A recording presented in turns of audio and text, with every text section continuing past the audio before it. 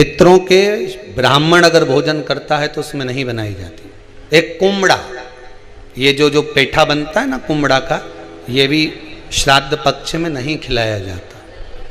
महाराज बुरा कोला पेड़ा बोलते, क्या बोलते हैं उसको, श्राद्ध पक्ष में उसको भोजन में नहीं दिया जाता, ब्राह्मण के भोजन।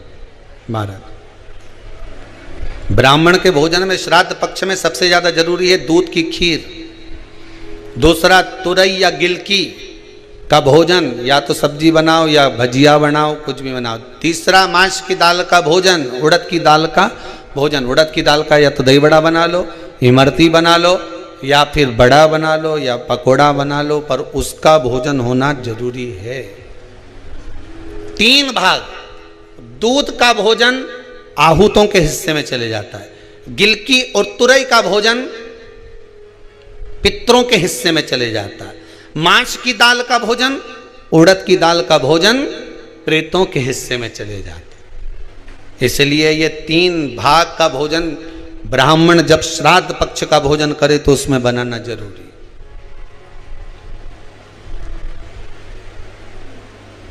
बहुत जरूरी। आपके यहां जब श्राद्ध हो भोजन अवश्य है। कई लोग कहते हैं गुरुदेव जब हम गया जी से आ जाएं तो क्या ब्राह्मण भोजन कराना जरूरी है? क्यों नहीं, कराओ, क्यों नहीं करा? क्या गाय की रोटी निकालना जरूरी है? स्वान की रोटी निकालना जरूरी है? कौवे की रोटी निकालना जरूरी है? हम कहते हैं अगर श्राद्ध गया जी का हो गया तो भले कौवे की मत निकालो, पर गाय की, स्वान की, ब्राह्मण जन की भोजन प्रसादी जरूरी।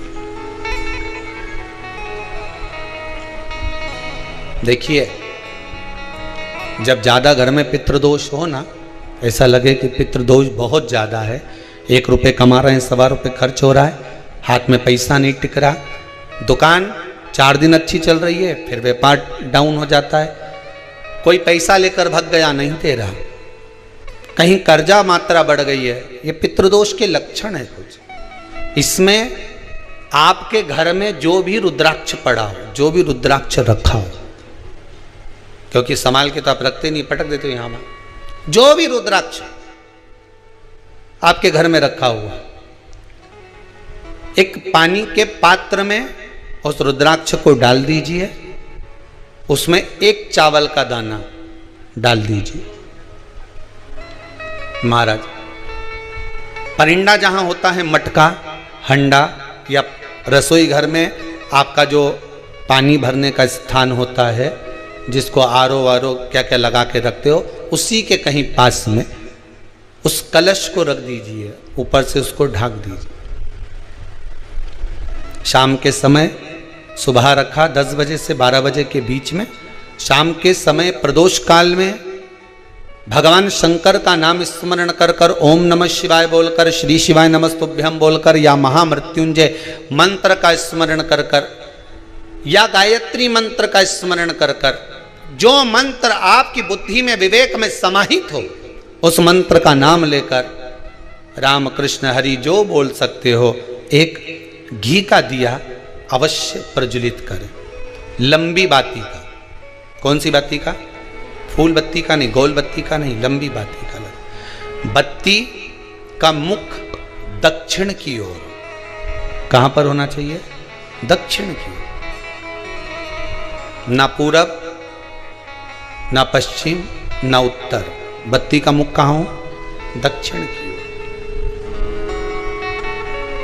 जैसे श्राद्ध पक्ष में ब्राह्मण को जब भोजन कराते हैं तो ब्राह्मण का मुख श्राद्ध पक्ष के भोजन कराते समय अगर पूरब, पश्चिम और उत्तर का होता है तो श्राद्ध के भोजन का फल नहीं मिलता।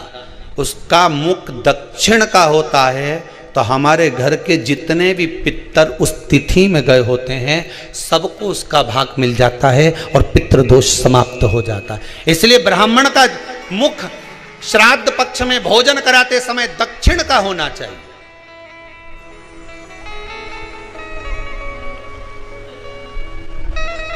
ब्राह्मण का मुख दक्षिण का हो।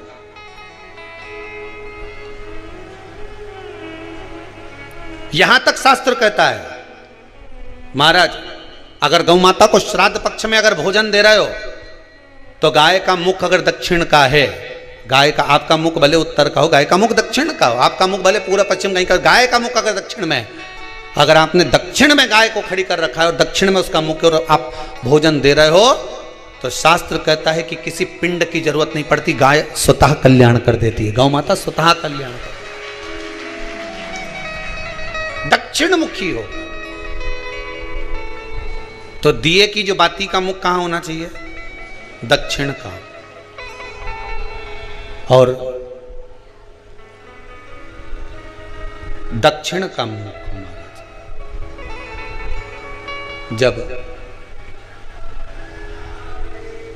जब दक्षिण का मुख हो, दक्षिण की ओर बाती हो महाराज, तब दक्षिण की बाती जलाने के बाद में भगवान से वहीं पर प्रार्थना करें। जो कलश रखा है उसके ऊपर जो प्लेट रखी है, ढाका गया है, वहाँ अपना सीधा हाथ रखें और अपने पूर्वजों का, अपने पितरों का स्मरण करें कि मेरे धन को लेकर कोई चले गया, मेरा व्यापार ऐसा चल रहा है, मेरा घर में बच्चों का विवाह नहीं हो रहा, या घर में इतनी अशांति है, या तकलीफ है, या कष्ट है, ये सब का स्मरण कर कर उस कलश को रात्रि भर रखे रहने दें। सुबह स्नान आदि करने के बाद फिर एक घी का दिया दक्षिण की ओर लगाकर सुबह 10 बजे से 12 बजे के बीच में उस जल को शिव जी को समर्पित कर कर आ जाएं और वो रुद्राक्ष लेकर वापिस सजाएं। महाराज वापिस सजाइए, उस रुद्राक्ष को अपने घर में रख दीजिए। वर्ष भर वो रुद्राक्ष आपको कभी बीमारी से नहीं घिरने देगा, कभी किसी जगह खड्डे में नहीं जाने देगा, वो उन्नति की ओर ही बढ़ाएगा। भले कोई भी रुद्राक्ष हो, 1 मुखी से लेकर 14 मुखी, 20 मुखी, 18 मुखी, जो रुद्राक्ष आपके पास में, आप तो उसका स्मरण करिए, आप उसका स्मरण करें।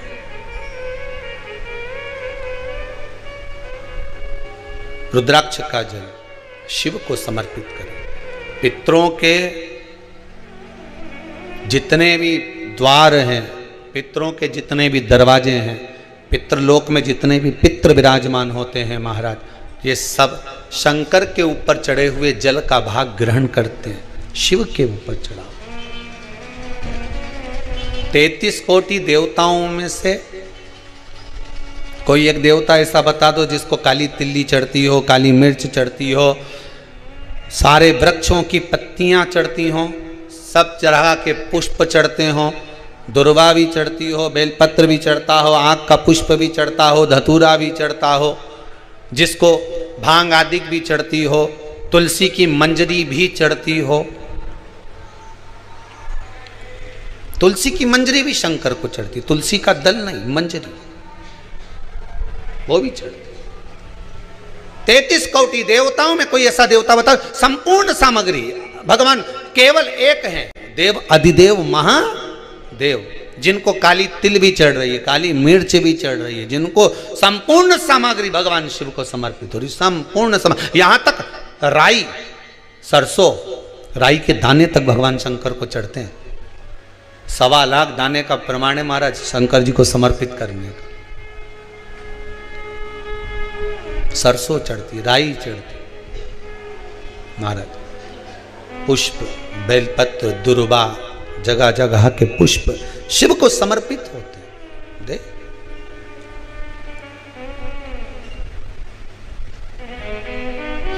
पितृ, जब शंकर भगवान को जल चढ़ाया जाता है 16 श्राद्ध पक्ष में, 16 दिन श्राद्ध के जब हम भगवान शंकर को जल समर्पित करते हैं तो उसका भाग हमारे पितरों को प्राप्त होता है।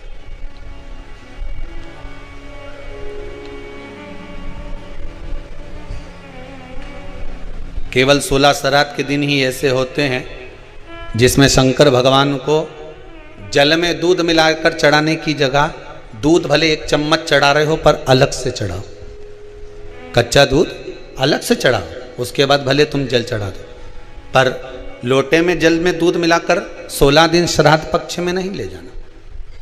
भले 1 चम्मच दूध लेकर जाओ, 1 कटोरी दूध लेकर जाओ, पर कच्चा दूध अलग से लेकर जाओ। शंकर भगवान को अलग से चढ़ाओ, क्योंकि 16 दिन श्राद्ध पक्ष के जब भगवान शंकर को दूध और जल चढ़ाया जाता है, वो हमारे पितरों के खाते में चला जाता है, हमारे पितरों को उसका भाग मिलता है। इसलिए शंकर भगवान को कच्चा दूध भी चढ़ाओ तो पानी में मिलाकर नहीं, एक अलग से 1 चम्मच ले जाओ, भले फिर शिव जी को चढ़ा दो। भले एक छोटा सा कटोरी में ले गए, चढ़ा दिया, जल ले गए, चढ़ा दिया। वो हमारे पूर्वजों को प्राप्त होता है, वो हमारे पूर्वजों को प्राप्त होता है। ब्राह्मण को भोजन नहीं करा पा रहे हैं, मान लो आप गौ माता को रोटी नहीं दे पा रहे हैं, स्वान को भोजन नहीं दे पा रहे, कौवे को भोजन नहीं दे पा रहे हो, और मान लो गया ब्रह्म कपाली या कहीं पिंडदान नहीं कर पा रहे हो, तिलांजलि तर्पण नहीं कर पा रहे हो, तो एक काम जरूर करना, जल के पात्र में 2 बूंद गंगा जल डालना, और वो गंगा जल शंकर को रोज 16 दिन तक चढ़ाइए, पितृदोष समाप्त हो जाए। जब ज्यादा घर में पितृदोष हो ना, ऐसा लगे कि पितृदोष बहुत ज्यादा है, 1 रुपये कमा रहे हैं, 1.25 रुपये खर्च हो रहा है, हाथ में पैसा नहीं टिक रहा, दुकान 4 दिन अच्छी चल रही है, फिर व्यापार डाउन हो जाता है, कोई पैसा लेकर भग गया, नहीं दे रहा, कहीं कर्जा मात्रा बढ़ गई है, ये पितृदोष के लक्षण है कुछ। इसमें आपके घर में जो भी रुद्राक्ष पड़ा हो, जो भी रुद्राक्ष रखा हो, क्योंकि संभाल के तो आप रखते नहीं, पटक देते हो यहां, जो भी रुद्राक्ष आपके घर में रखा हुआ, एक पानी के पात्र में उस रुद्राक्ष को डाल दीजिए, उसमें 1 चावल का दाना डाल दीजिए।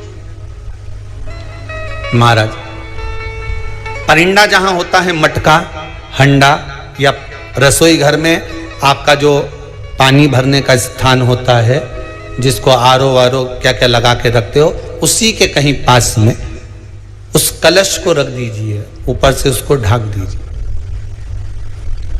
शाम के समय, सुबह रखा 10 बजे से 12 बजे के बीच में, शाम के समय प्रदोष काल में भगवान शंकर का नाम स्मरण कर कर, ओम नमः शिवाय बोलकर, श्री शिवाय नमस्तुभ्यम बोलकर, या महामृत्युंजय मंत्र का स्मरण कर कर, या गायत्री मंत्र का स्मरण कर कर, जो मंत्र आपकी बुद्धि में, विवेक में समाहित हो, उस मंत्र का नाम लेकर राम कृष्ण हरि जो बोल सकते हो, एक घी का दिया अवश्य प्रज्वलित करें, लंबी बाती का। कौन सी बाती का? फूल बत्ती का नहीं, गोल बत्ती का नहीं, लंबी बाती का लगा। बत्ती का मुख दक्षिण की ओर, कहां पर होना चाहिए? दक्षिण की ओर, ना पूरब, ना पश्चिम, ना उत्तर। बत्ती का मुख कहां हो? दक्षिण की ओर।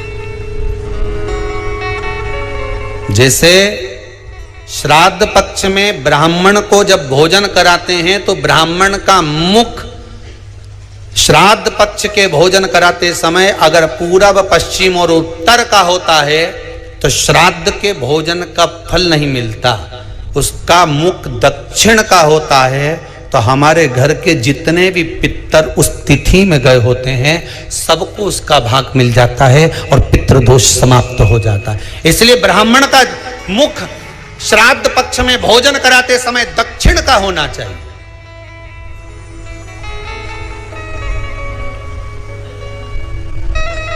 ब्राह्मण का मुख दक्षिण का हो।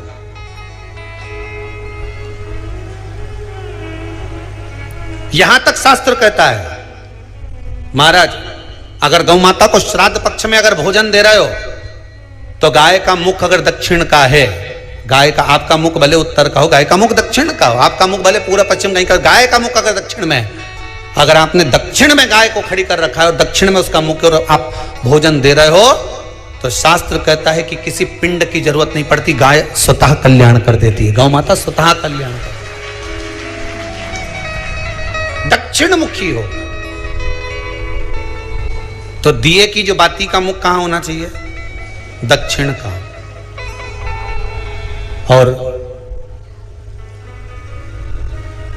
दक्षिण